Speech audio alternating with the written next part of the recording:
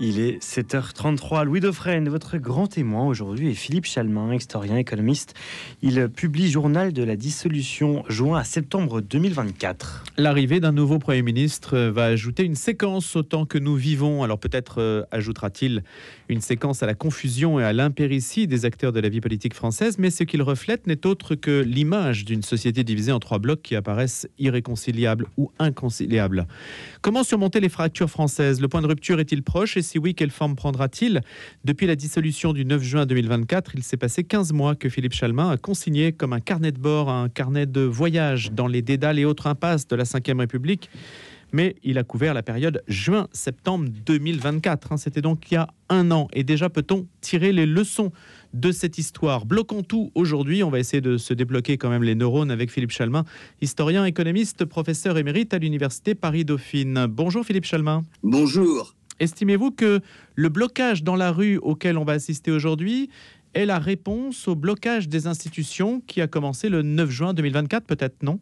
Disons que dans le côté spontané du mouvement Bloquons tout, qui a au début, on peut dire effectivement que c'était une manifestation de colère des Français de base face à des blocages institutionnels, quoique au moment où il a été lancé, le gouvernement Bayrou s'engageait dans l'exercice budget 2026. Il n'y avait pas quand même le blocage que l'on avait connu un an plus tôt. Mais depuis, force est de constater que Bloquons tout a été largement récupéré politiquement par un parti politique dont on connaît l'objectif ultime, qui est celui de la démission ou de la destitution d'Emmanuel Macron. Donc, la spontanéité du mouvement Bloquons tout est moindre, me semble-t-il, que celle qui avait marqué, par exemple, le temps des Gilets jaunes, dont la récupération politique a été beaucoup plus faible, si on s'en souvient. Quelles peuvent être les conséquences d'un mouvement comme celui-ci ? Écoutez, au départ, Bloquons tout, c'était le ras-le-bol des Français face à des joutes politiciennes, face aussi à une réalité budgétaire qui faisait qu'il fallait gratter un peu partout et qu'ils avaient l'impression que c'était toujours les mêmes qui étaient amenés à payer, qui n'étaient pas forcément les plus riches ni les plus responsables. Depuis, il y a eu la tentative de François Bayrou, qui a, comme on dit au poker, qui a fait un peu tapis en tentant de couper l'herbe sous le pied, parce que je pense que le choix de la date de la question de confiance, le 8 septembre, c'est-à-dire 2 jours avant le 10 septembre, ça n'était pas anodin. François Bayrou n'avait pas besoin d'aller aussi vite, mais face à un mouvement dont on ne sentait pas très très bien où il allait aller, il a cherché à lui couper l'herbe sous le pied, ce qui fait que paradoxalement, comme vous venez de le dire, Monsieur Lecornu, nouveau Premier ministre, débute dans sa fonction et découvre son bureau à Matignon au moment même où ce mouvement s'exprime. Est-ce que ça aura des petits souvenez-vous, les Gilets jaunes, c'était tous les samedis. Ça a été un mouvement quand même qui peu à peu a marqué la colère générale. Là, qu'en sera-t-il ? Il est exact que ça va probablement avoir une influence, mais je dirais que la faiblesse paradoxale de ce mouvement, c'est sa récupération mélenchonienne et de ce que l'on m'en dit, en tout cas, la composition sociologique des manifestants de Bloquons tout est à la limite beaucoup plus classique que celle des Gilets jaunes. Donc, il n'y a pas quand même exactement l'amalgame que l'on peut faire. Mais c'est un mouvement de colère et qui en soi-même est respectable. Philippe Chalmin, quand il n'y a pas de solution parlementaire, est-ce que nécessairement il y a une dissolution ? Est-ce qu'on va vers une autre dissolution à votre avis ? Est-ce que c'est une réponse éventuellement à ce mouvement qui s'exprime dans la rue pour essayer de trouver un compromis dans une assemblée introuvable ? Écoutez, vous avez 3 solutions. Emmanuel Macron vient de prendre une solution de continuité, de retour à un véritable macronisme avec un homme dont tout le monde s'accorde à dire qu'il a des talents de négociateur et donc il va essayer de mettre ensemble finalement le bloc central, de faire les alliances suffisantes avec des socialistes pour passer, pour reprendre, vous vous souvenez que François Bayrou parlait des Himalayas, le Cornu, il a devant lui peut-être pas l'Himalaya, mais au moins un Annapurna, qui est le budget 2026, qu'il faut arriver à boucler d'ici la fin de l'année. L'espérance de vie, c'est intéressant, car il y a exactement un an, je viens de relire ce que j'ai écrit exactement. Vous avez mentionné que mon petit journal de la dissolution, je l'ai arrêté le 13 septembre. Et je l'avais arrêté au moment de la nomination de Michel Barnier. J'écrivais à ce moment-là... Au vu des fragiles équilibres parlementaires, le nouveau gouvernement n'a guère d'espérance au-delà des affaires courantes et d'un budget qu'il faudra accoucher dans la douleur. Donc c'est toujours valable. Écrit le 12 septembre, nous sommes le 10 septembre, le 12 septembre 2024. Malheureusement, je crois que je vais pouvoir le réécrire d'à peu près de la même manière. L'espérance de vie du gouvernement Le Cornu reste quand même relativement faible. Fera-t-il mieux que n'avait fait Barnier, qui a duré 3 mois? Que n'a fait François Bayrou, qui a été bon quand même, hein. Franchement, François Bayrou a fait le job. Il a réussi à avoir un budget 2025. Et puis surtout, il a porté un diagnostic. Et ce diagnostic, je m'excuse de relire encore, c'est la dernière phrase de mon petit bouquin, le seul mérite de cette dissolution malvenue est d'obliger les Français à ouvrir les yeux sur quelques réalités qu'ils ont voulu trop longtemps ignorer. Je crois que Bayrou, là, il a fait le job, et malheureusement, alors peut-être moins les Français, mais les partis politiques français n'ont pas voulu, ne veulent pas être réalistes. Nous sommes dans le mur, il faut quand même en être conscient.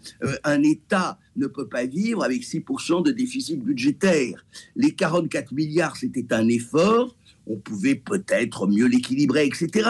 Mais là, on est dans le déni. Alors, la solution, les deux extrêmes, ils sont au fond relativement cohérents avec eux-mêmes.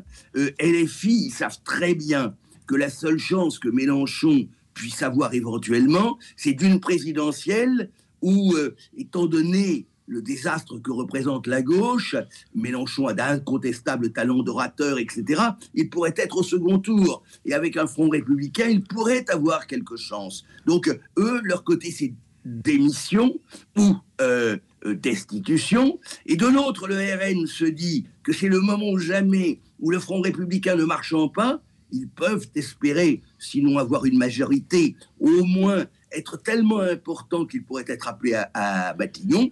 Donc, eux, ils jouent la dissolution. Et je dirais que dissolution ou démission ne change rien.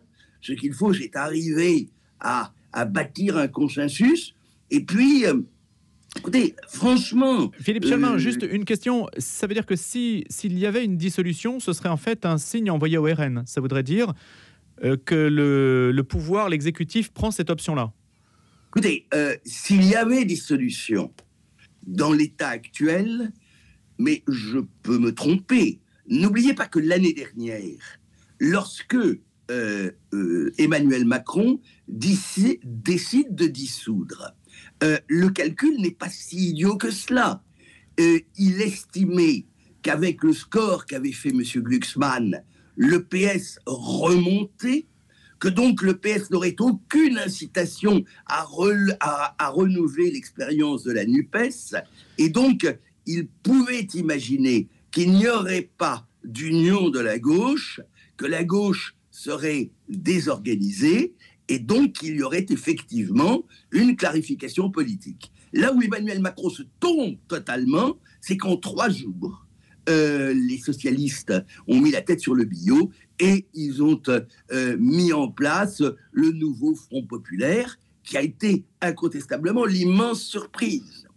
Aujourd'hui, s'il y avait dissolution, pensez-vous qu'étant donné ce que l'on a en tout cas entendu sur les chaînes de télévision et les noms d'oiseaux qui ont circulé entre LFI et un certain nombre de socialistes, pensez-vous qu'il pourrait y avoir une nouvelle opération NUPES, Nouveau Front Populaire, je ne sais pas comment on l'appellerait cette fois-là. Donc vous estimez que le scénario ne se répéterait pas, Philippe Chalmin?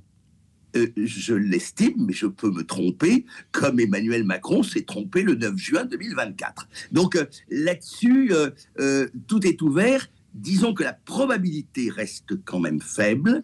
Il y a un certain nombre de gens, notamment dans l'aile droite, enfin, ouvrez les guillemets, l'aile droite du PS, et puis un certain nombre d'écologistes réalistes, des gens comme Glucksmann, comme Jadot, etc., qui ne veulent plus des excès de LFI.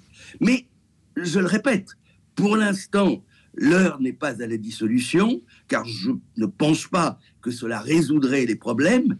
Et puis il faut aller au-delà. Et puis, il faut peut-être s'interroger sur ce mouvement du 10 septembre. Nous sommes sur une radio chrétienne. Je ne peux pas m'empêcher de citer saint Thomas d'Aquin. Saint Thomas d'Aquin, vous savez que la colère que nous vivons aujourd'hui, chez nous les cathos, c'est un péché capital, c'est pas bien. Eh bien, saint Thomas d'Aquin disait quand même que se mettre en colère, et je cite, se mettre en colère est louable si l'on s'irrite selon la droite raison. Et qu'est-ce que la droite raison? Un objet juste, une intention droite, une réaction mesurée. L'objet, j'en suis désolé, il est juste. L'objet est juste. Quel est-il l'objet? Mais c'est la colère que vous entendez à longueur d'onde d'ailleurs des Français qui en ont marre.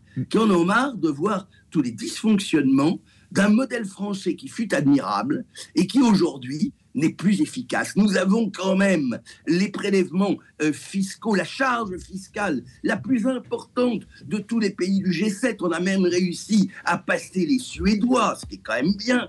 Et d'autre part, la qualité de nombre de nos services publics qui reste admirable. Nous sommes probablement un des pays où il est le plus agréable d'être pauvre et malade, par exemple. Mais la qualité de nombre de nos services publics n'est plus ce qu'elle fut au temps, je dirais, du modèle français triomphant. Il y a eu un moment où la France a été une exception. C'est le moment de la fin des 30 Glorieuses, même les années 70, donc l'objet de Gaulle, de Pompidou, etc. L'objet est juste, l'intention est droite, selon vous aussi? Et là, alors l'intention est droite, oui, l'intention est droite pour, je dirais, les vrais manifestants.